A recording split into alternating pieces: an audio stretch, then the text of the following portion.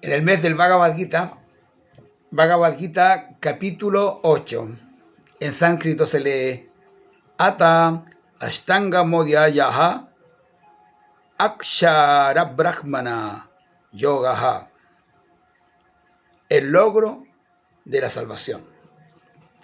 En el capítulo 8, el Señor Krishna enfatiza la ciencia del yoga, revelando que uno obtiene lo que recuerda en el final de la vida.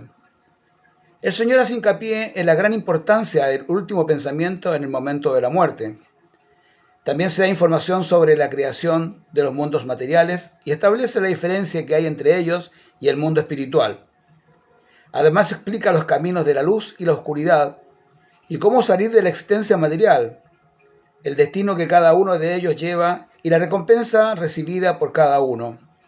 Así, este capítulo se titula El logro de la salvación.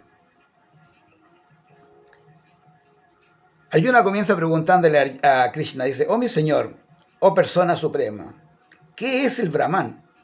¿Qué es el ser? ¿Qué son las actividades fruitivas? ¿Qué es la manifestación material? ¿Y qué son los semidioses? Por favor, explícame eso. ¿Qué es el conocimiento del sacrificio? ¿Y cómo reside en este cuerpo, oh Madhusudana? ¿Y cómo te conoce en el trance quien vivió sujeto al yo? Y hay una parte donde Krishna le responde, le dice, por lo tanto, por ese último momento, ¿no? Por ese último minuto, cuando uno está por dejar el cuerpo, le dice Krishna, por lo tanto piensa siempre en mí, tan solo y lucha. Si tu mente y tu discernimiento posan en mí, sin duda alguna vendrás a mí. En la hora de la muerte, con la mente fija en la devoción y reunido por el poder del yoga, su aliento vital entre ambas cejas se encamina al divino y supremo espíritu. Empieza a hacer una explicación muy clara acerca de qué es ese momento, ¿no? Fíjate vos lo que está diciendo acerca de la diferencia que hay entre los mundos materiales y espirituales y la diferencia que hay entre tener la mente ocupada en Krishna en el momento de la muerte y lo que es no tener el control. O sea, ¿para qué sirve el yoga? Justamente para ese último momento. Por eso que dice, establecido en el yoga, vas a alcanzarme a mí. En el mundo material tenemos tantas actividades que todas esas quedan convertidas en una gran película y todo el mundo coincide, o todos hemos desarrollado en algún momento esa experiencia de que cuando tenemos algún problema, ¿no? Cuando hemos corrido asustados, en ese momento por nosotros pasa una película que recorre toda nuestra vida. Yo creo que más de alguno ha tenido esa misma experiencia. Yo la he tenido con algún momento de miedo, cuando he pasado por algunos momentos muy complicados. Y en ese momento es, ¡pum!, una película completa. O sea, imagínate en el momento de la muerte. En el momento de la muerte también hay una película. Dice los cristianos, hablan del juicio final. Pero si vamos a tomar todo desde el punto de vista simbólico, veremos que ese juicio final, en realidad, es la película que vemos al final todos en el momento de la muerte. Pasa todo. Y donde te detienes en ese momento es el cuerpo que tomas en la próxima vida. Dice, ¿para qué practicas yoga? El yoga sirve única y exclusivamente para poder controlar la mente en el momento en que dejas este cuerpo. Porque si no tienes control sobre tu mente en ese momento, tú vas a pensar en cualquier cosa menos en la liberación. Vas a pensar en tu perrito, en tu gatito, en tu mujer, en tu prima, en cualquier persona. Pero no vas a pensar en la liberación. En ese momento no vas a pensar en alcanzar la liberación. Entonces Krishna hace hincapié en eso, de que una persona se prepara toda la vida, porque la vida ya la tenemos. Si lo que es seguro es la muerte.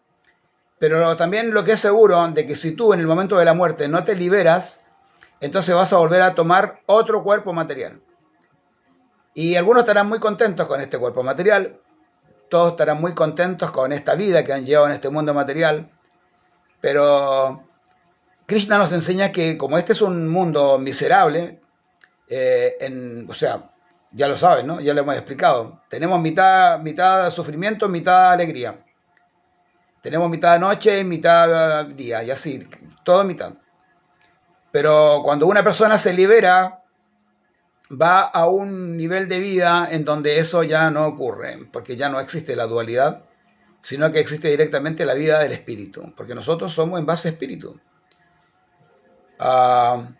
Es como es la diferencia que hay entre todas las personas que van en un coche por la carretera enloquecidos para llegar a ninguna parte, a cuando las personas salen de sus coches y se reúnen todos en un parador para tomarse algo y todos conversan y todos hablan y ahí se reúnen las personas, no se reúnen los coches. Por ahí hay un cuento usted más de alguno lo leyó, de personas que quedan atrapadas en una autopista y todos tenían nombres del coche que conducían.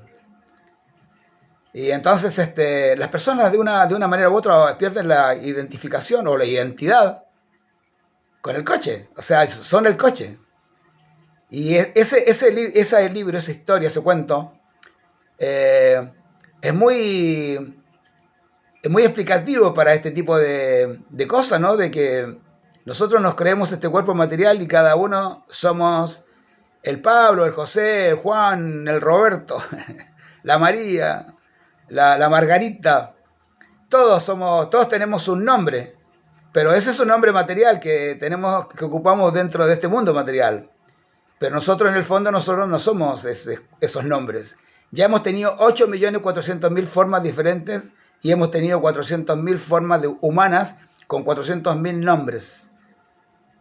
Entonces, ya que somos almas espirituales, Krishna nos está enseñando en este capítulo,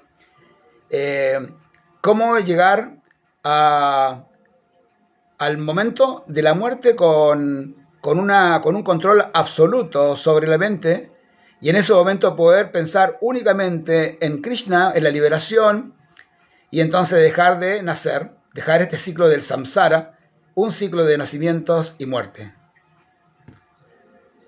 Para el que no cree en la reencarnación, que lo estudie, que está bueno lo de la reencarnación, porque no, o si de otra manera no se explica nacer, crecer, dar sus productos y morir y que la vida no tiene ningún sentido.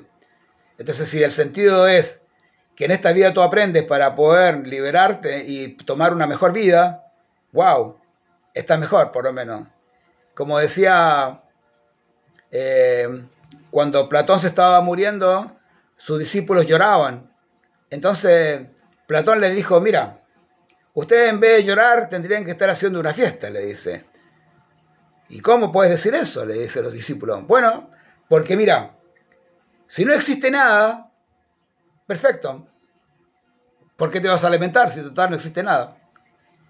Y si existe algo,